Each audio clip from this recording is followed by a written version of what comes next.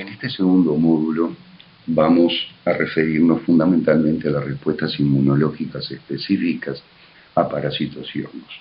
Sin embargo, anteriormente deberemos decir la importancia que representa estas parasitosis y micosis a nivel mundial y a nivel de nuestro país. Estimaciones de la OMS señalan que las parasitosis tales como la esquistosomiasis, filariasis, leishmaniasis, paludismo y trypanosomiasis han mantenido endemias con cifras de prevalencia superiores a los 500 millones de personas infectadas, constituyendo un real problema de salud pública a nivel mundial.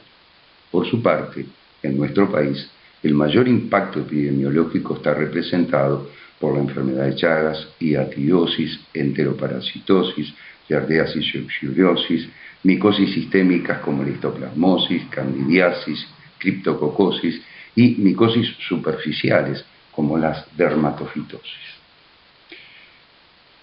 La respuesta inmune contra los parásitos u hongos está gobernada por los mismos principios de las respuestas a infecciones por otros agentes infecciosos, pero en el caso de las infecciones parasitarias, estas involucran interacciones huésped-parásito más complejas. La relación huésped-parásito es una relación dinámica que involucra factores dependientes del huésped y del parásito, como lo vimos en el teórico anterior, influenciados fundamentalmente por el medio ambiente y los estilos de vida de las personas. Dentro de los factores parasitarios, la carga, la especificidad por el huésped, la virulencia, los mecanismos de agresión y evasión, entre otros mecanismos. Los mecanismos de defensa son esenciales para la supervivencia del huésped. La respuesta inmune es el mecanismo más efectivo de defensa una vez que los parásitos han ingresado al organismo. En base de la respuesta inmune está el reconocimiento de las moléculas, como lo vimos en el teórico anterior, denominadas antígenos. Los organismos parasitarios son considerados un verdadero mosaico antigénico, tanto desde el punto de vista estructural como metabólico. Estudiados químicamente, los antígenos parasitarios se ha visto que muchos son proteínas, glicoproteínas, polisacáridos y en pocos casos se han identificado complejos lipoproteicos o glicolipídicos. Sin embargo, estos existen. En el caso de los protozoarios, organismos unicelulares, los antígenos pueden ser intracelulares, nucleares y citoplasmáticos, antígenos de membrana, antígenos extracelulares, comprendiendo estos últimos a productos solubles de excreción-secreción. En el caso de los metazoarios, helmintos y artrópodos, por ser multicelulares y poseer órganos y tejidos, presentan mayores dificultades para esquematizar su distribución antigénica. Estas se dividen en antígenos somáticos, secreciones internas, celulares tisulares y de órgano, antígenos a nivel de cutícula que los rodean y por fuera de la misma, membranocáliz, y antígenos metabólicos o productos de excreción-secreción. Por último, en los hongos encontramos antígenos citoplasmáticos, de membrana, capsulares y producción de excreción-secreción. En este teórico vamos a cubrir los mecanismos inmunológicos desencadenados en las infecciones por parásitos y hongos, la inmunidad frente a protozoarios, la inmunidad frente a helmintos, inmunidad frente a artrópodos, inmunidad frente a hongos y los principales mecanismos de evasión e inmunomodulación de protozoarios y hongos. Es conocido que estos mecanismos de agresión de parásitos y hongos generan ciertas acciones mecánicas, pueden ser obstructivas, expansivas, por compresión extrínseca o intrínseca, perforación e irritación, comprendidas estos en los parasitismos de Echinococcus granulosus, Toxoplasma gondii y Trypanosomas como ejemplo. La acción química, enzimática e inmunolérgica en el caso de Giardia o Fasciola, la acción expoliadora, sea directa o indirecta, por Trichuris o Giardia, la acción bacterífera, Varios de estos parásitos inducen respuestas de tipo Th2, disminuyendo por lo tanto una respuesta Th1 de los linfocitos. Esto favorecería la susceptibilidad a las infecciones bacterianas, fundamentalmente en los casos en los cuales existe una migración del tubo digestivo hacia diferentes órganos, como lo es en el caso de Ascaris lumbricoides y fasciole hepática. La presencia del parásito en el huésped entonces constituye un gran estímulo antigénico.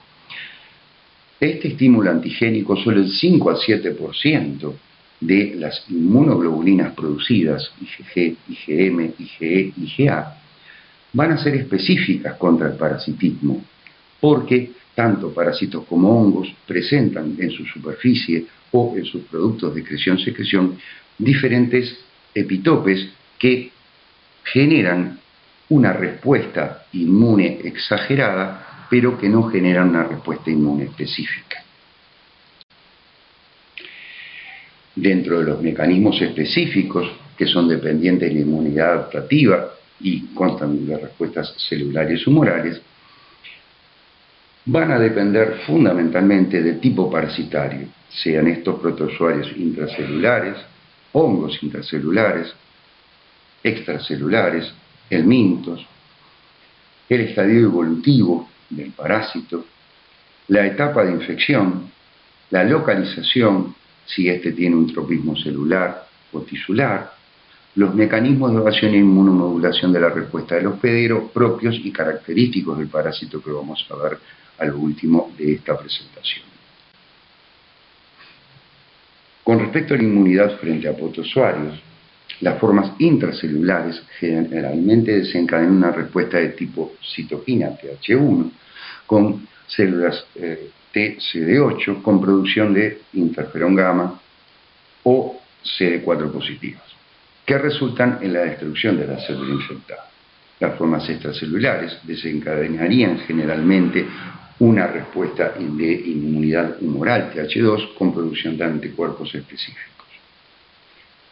Sin embargo, el mismo protozoario puede desencadenar las dos respuestas en un mismo hospedero y posiblemente, si bien no dependa de la carga parasitaria, sí depende de su antigenicidad y su localización. Un ejemplo de ello es el protozoario intestinal de Yersinia, que parasita el intestino delgado, el cual se adhiere mediante un disco suctorio a la lámina propia y desencadena una respuesta por producto de secreción-secreción, fundamentalmente, en las placas de Peyer, formando agregados linfoides microparásitos. En el caso, por ejemplo, del Toxoplasma gondii, un parásito intracelular, este desencadena una respuesta de tipo Th1 y Th2 con una producción de inmunoglobulina M e inmunoglobulina G. Es capaz de variar sus formas replicativas, causando una infección aguda por una forma de replicación rápida, los taquizoitos, pero persistiendo en formas crónicas, alojándose en sitios inmunológicamente privilegiados, células linfoides, cristalinos, tejido del sistema nervioso, en una forma enquistada de baja tasa de replicación bradyzoides. Si bien el parásito no resiste la acción del lisosoma, evita que se produzca la fusión de este con la vesícula donde habita y el lisosoma primario en macrófagos secretando amonio. Por lo tanto, esta es un mecanismo en el cual el parásito toma a la célula que parasita como un verdadero hospedero y destruye el núcleo de esta célula, reproduciéndose rápidamente hasta que el sistema inmune puede generar una respuesta IgM fundamentalmente. En estos casos, el parásito produce formas hipoalérgicas en las cuales disminuye su tasa de replicación, los bradizoitos, forma a su vez en el interior de la membrana celular de la célula hospedero una capa en la cual no pueden ingresar las inmunoglobulinas y Por lo tanto, esto genera una forma quística que no estimula las reacciones inflamatorias. Con respecto a las consecuencias adversas, el fenómeno de hipersensibilidad, los fenómenos de hipersensibilidad tipo 1 se generan por irritación e inflamación, fundamentalmente producidos por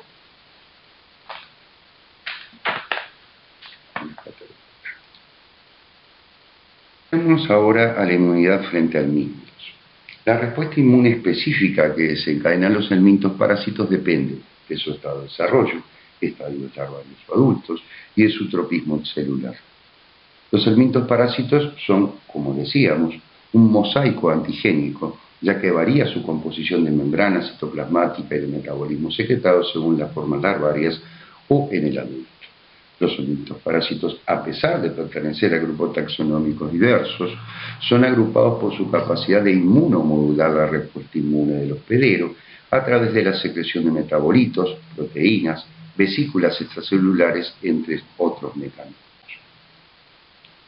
La respuesta inmune de los helmintos parásitos es una respuesta fundamentalmente Th2, con producción de interleuquinas 4, 5 y 10 y activación de células T reguladoras. Los helmintos que penetran profundamente la mucosa intestinal o que pasan por etapas císticas prolongadas son capaces de estimular también una respuesta fundamentalmente Th2 mediante la generación de interleuquina 2, factor de necrosis tumoral, entre otros. La respuesta humoral con producción de anticuerpos IgM, IgA, IgG, que es la defensa típica en el aparato digestivo, por ejemplo en el caso de Ascaris lumbricoides, con preponderancia del rol de las IgE en la respuesta humoral, en el caso fundamentalmente, por ejemplo, de fasciola hepática o en menor caso en equinococcus granulosos. La combinación de antígenos helmintos con IgE produce la degranulación de los mastocitos y la liberación de agentes vasoactivos que aumentan la permeabilidad vascular y estimulan la contracción del músculo liso, favoreciendo los mecanismos de expulsión de los mismos. El fenómeno de hipersensibilidad tipo 1, como decíamos para protozoarios, en los helmintos causa eosinofilias periféricas, edema, y puede causar, en el caso de Ascaris lumbricoides o de otros helmintos, asma y reacciones urticarianas.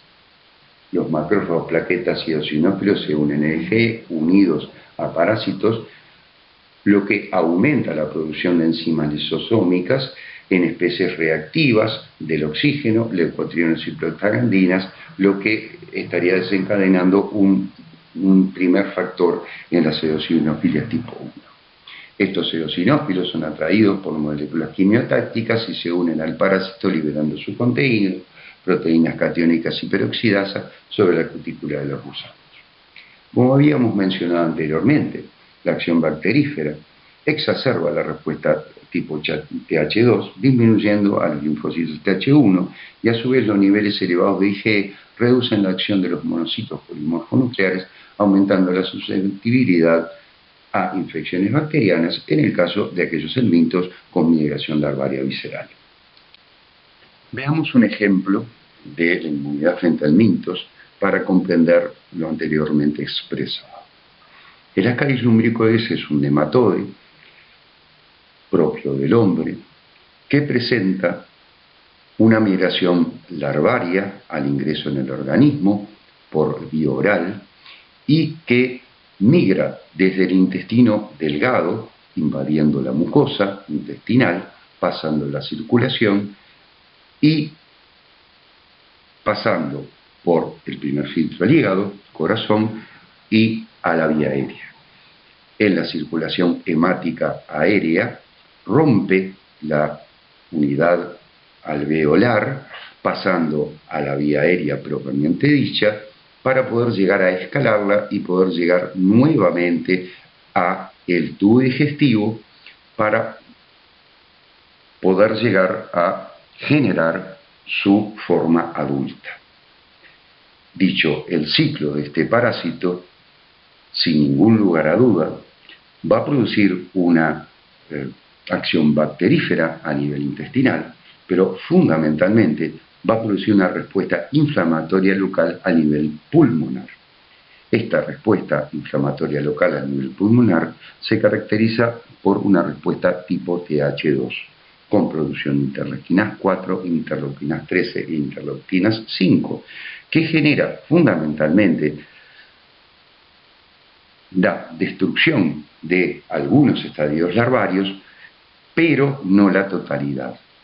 La migración larvaria es inducida por la producción de factor de necrosis tumoral e interleuquina 1 beta y se caracteriza fundamentalmente por la generación de interleuquina 6 asociada fundamentalmente a una infiltración de neutrófilos propia de una reacción inflamatoria. Al establecerse la forma adulta, sin ningún lugar a dudas, van a ocurrir diferentes cambios producto de la excreción-secreción del nematode a nivel intestinal. Sin embargo, la producción de la inmunidad a nivel pulmonar no genera para posteriores reinfecciones un mecanismo tal de que la respuesta inmune pueda llegar a disminuir o parar la infección parasitaria posterior. Veamos ahora un esquema en el cual observamos la entrada de las larvas en el lumen intestinal, produciendo interleuquina 2, la cual produce una proliferación de eosinófilos, una presentación de las células dendríticas con una respuesta TH2 y generación fundamentalmente por células B de IgE e IgE1. Esta respuesta va a generar un reclutamiento fundamentalmente de ciertas células como macrófagos y eosinófilos que a nivel pulmonar generarán una respuesta inflamatoria relativamente eficaz contra las larvas. Sin embargo, una vez que se produce la persistencia crónica a la exposición de huevos de este helminto y fundamentalmente con la generación de gusanos adultos en el intestino, la respuesta en realidad no es eficaz para las ulteriores reinfecciones. En referencia a la inmunidad frente a artrópodos, una de las características fundamentalmente de esta inmunidad se basa en la inducción de la respuesta a la saliva y a sus componentes. Uno de los ejemplos sería Sarcoptes scabiei, productor de la sarna, el cual parasita la capa córnea. En la capa córnea, muchos productos de excreción-secreción de este artrópodo van a generar hipersensibilidad tipo 1 mediada por IgE, hipersensibilidad retardada generando granulomas y la neutralización de toxinas del propio artrópodo. La inmunidad frente a hongos es en realidad algo diferente.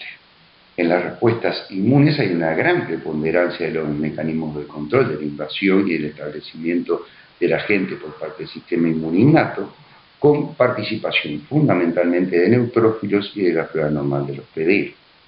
Las infecciones fúngicas pueden ser desencadenadas por patógenos primarios, como el Histoplasma capsulatum, Paracoccidioides brasiliensis o dermatofitos, u otras especies oportunistas, Cryptococcus Candida y Candida aspergillus, que se presentan ante deficiencias en el funcionamiento inmune, sean estas en pacientes HIV, en diabéticos, o por alteración fundamentalmente de tratamientos antibióticos o tratamientos que disminuyen oncológicos o tratamientos de inmunodepresión, Lo cual hace de que no solamente las especies oportunistas puedan llegar a presentarse como tales, sino que los patógenos primarios cambien en realidad su presentación clínica en la enfermedad. Las micosis causan generalmente una gran morbilidad y relativamente escasa mortalidad, dependiendo fundamentalmente del estado de inmunodepresión del individuo. Estas desencadenan principalmente una respuesta adaptativa mediada por una respuesta TH1 y en este caso vemos una respuesta TH17 con producción de interleuquina 6 e interleuquina 17. Los mecanismos de evasión e inmunomodulación parasitaria inhiben la respuesta efectiva de los péricles. Las reacciones inmunológicas contra el parásito tendrán carácter protector cuando puedan destruir al parásito, sea por fagocitosis, activación de complemento, o alterar su fisiología, neutralización de enzimas por anticuerpos o inhibición de la reproducción celular por linfoquinas, o lograr su expulsión, parásitos intraluminales. Cuando no se logra eliminar completamente el agente patógeno, habitualmente se reduce su número por debajo de un umbral de enfermedad, pero persiste la infección. Estos parásitos constituyen, como decíamos, un estímulo antigénico que mantiene la inmunidad activa. Esta es la premunición. Las especies parasitarias de mayor importancia en medicina humana son aquellas en las que la respuesta del huésped es inefectiva o lenta de desarrollar, lo que permite que estos parásitos establezcan infecciones crónicas. La consecuencia de la infección crónica son la presencia de antígenos circulantes, estimulación antigénica persistente y formación de complejos inmunes, por ejemplo, en hidatidosis y malaria. Las razones por las que la inmunidad protectora es pobre reflejan características tanto del huésped como del parásito, con una probable capacidad de regular la respuesta inmune TH1, TH2 o TH17. En este estado de dinamismo de la relación huésped-parásito hay factores que se relacionan con el huésped, como habíamos visto en el teórico anterior, edad, raza, infecciones intercurrentes, fisiológicos, hormonales, nutricionales y genéticos, como factores que pone el parásito en juego para desequilibrar su balanza a su favor. Entre los diferentes factores que los parásitos han generado en su evolución están aquellos por los cuales estos pueden evadir o inhibir la respuesta efectiva del huésped. Y estos son la elección de huésped susceptible.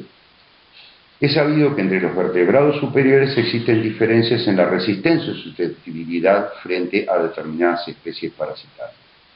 Esto se ha logrado mediante la selección del huésped por el parásito en su evolución, encontrando vertebrados con susceptibilidad natural a aquellos que presentan resistencia natural a las infecciones. Esta resistencia natural sería dependiente de genes asociados al HLA, como en el caso de Yardiasis y Echinococcus granulosus. Localización en sitios inmunológicamente privilegiados o secuestración anatómica. Ciertas especies parasitarias se ubican en lugares inaccesibles a la respuesta inmunológica.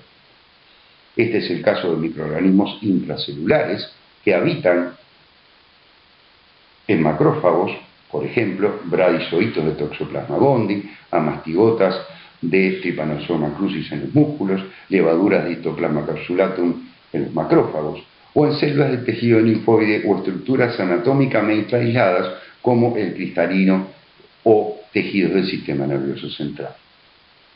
Otros están protegidos formando quistes y rodeados por membranas originadas por el huésped, como es en el caso de la hidátide, de Echinococcus granulosus, o los pseudoquistes de Trichinella spiralis.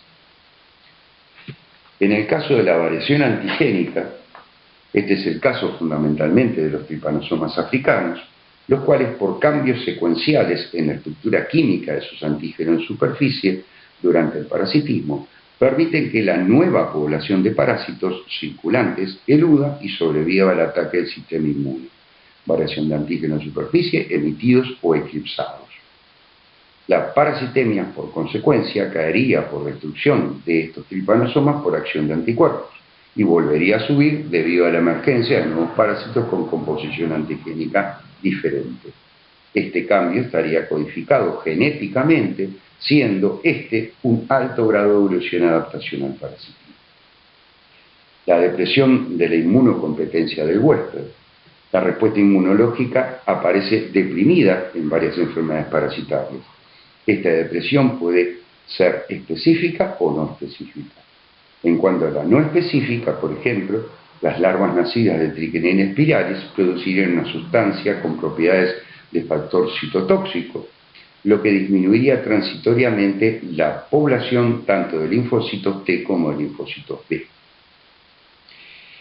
La inmunodepresión específica contra antígenos del parásito contribuiría a establecer una infección sobreaguda o crónica de acuerdo con la virulencia que el parásito sea capaz de exhibir en ausencia de una respuesta eficaz defensiva por parte del huésped. En infecciones por Plasmodium falciparum, la coexistencia de altos niveles de complejos inmunes circulantes y la promoción por el parasitismo de la no respuesta a antígenos específicos debido a que los linfocitos THCD4 en infecciones agudas fallan en los antígenos específicos y en la producción de interleuquina 2 y en la expresión de receptores de estas interleuquinas llevaría a la no activación policlonal de células T, inclinando al parásito a una balanza a su favor. Mientras que en las etapas agudas de la infección por Trypanosoma cruzi se ha comprobado que solo estaría deprimida la expresión de receptores de interleuquina 2 en la superficie del linfocito T activado, lo que llevaría a una menor respuesta inmunológica. En Leishmania, la supresión se encontraría a nivel de la hipersensibilidad retardada celular, pero la producción de anticuerpos estaría íntegra. Por otro lado, el bloqueo a la fagocitosis. Este fenómeno caracteriza a las infecciones por parásitos intracelulares, Toxoplasma gondii, Trypanosoma cruzi, Leishmania. Por diferentes mecanismos, estos evaden la respuesta celular y utilizan la célula invadida como un saco bolsa que les permite multiplicarse sin la interferencia del sistema inmune, siendo estos mecanismos casi exclusivamente utilizados en etapas agudas de la infección. Trypanosoma cruzi lisa la membrana del fagosoma que lo contiene mediante una proteína ubicada en la superficie del parásito que es similar a un factor C9 del complemento, escapándose así los tripanosomas al citoplasma del macrófago. Este mecanismo solo sería posible cuando los macrófagos no estén activados, ya que su activación dañaría la invasión. Los bradizoitos, que los habíamos visto en esta charla, de Toxoplasma gondii, impiden la función del fagolisosoma que los contiene, mecanismo bloqueado cuando estos ovocitos están cubiertos por anticuerpos. La variación de la antigenicidad o pérdida de la inmunogenicidad sería un fenómeno en el cual el bloqueo a la fagocitosis permite, por ejemplo, en el caso de Toxoplasma gondii y de los bradizoitos, generar una disminución sustancial en su reproducción y generar un quiste que los contiene total y completamente fuera de la respuesta inmune.